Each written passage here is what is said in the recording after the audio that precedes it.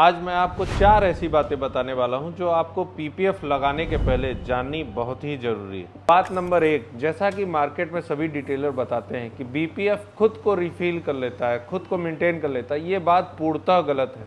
क्यों? पीपीएफ पूरी तरीके से अपने को हील नहीं कर सकता। कुछ एक मार्क्स हैं जो वो हील कर सकता है, उसकी जानकारी कौन देगा? हम डिटेलर्स का काम है देना। वो मार्क्स क्या हैं? छोटे मोटे स्क्रैचेस, रनिंग स्क्रैचेस, ये सारी चीज़ें पीपीएफ खुद से हील कर सकता है, बाकी कुछ भी वो खुद से हील नहीं कर सकता।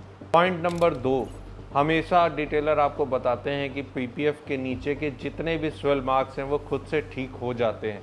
ऐसा कुछ भी नहीं होता, ये खाली आपको भ्रमित करने का एकमात्र जरिया है।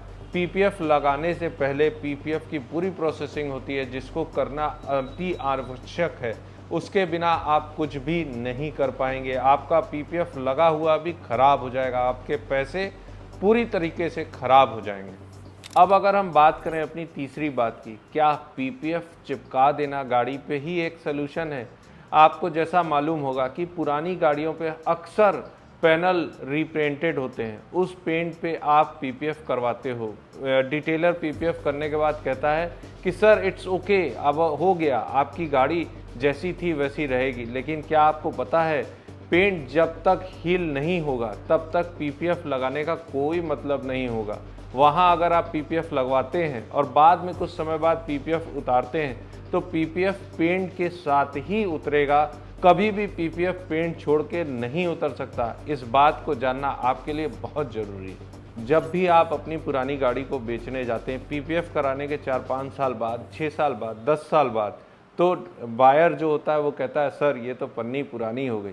उसका सिर्फ और सिर्फ एकमात्र कारण है, लोग पीपीएफ तो लगा देते हैं, लेकिन पीपीएफ मेंटेनेंस के बारे में क्या किसी ने आपको बताया है?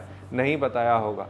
पीपीएफ का भी अपना मेंटेनेंस होता है जो साल 2 साल में कराते रहना चाहिए। तब आपका बायर आपसे कहेगा सर पीपीएफ तो 1 नंबर है, आपने कहाँ से लगवाया? उसकी वैल्यू आपको उस समय समझ में आएगी जब आपने पीपीएफ का भी मेंटेनेंस समय समय पर करवाया होगा तब।